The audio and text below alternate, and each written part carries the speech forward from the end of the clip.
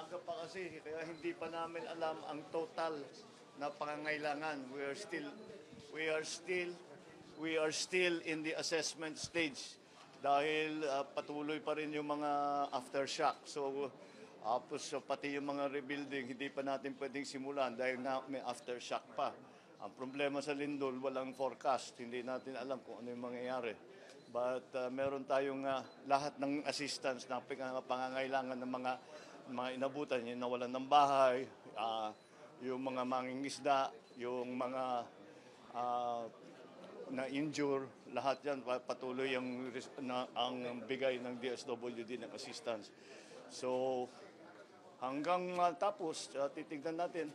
Ang malaking damage is structure, yung mga structure, yung pinaka mahirap yung sa Glan na puerto.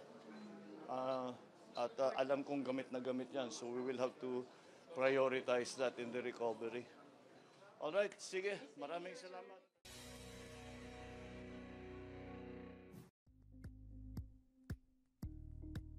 Thank you for watching Politico TV. Please like and subscribe to our channel for more videos.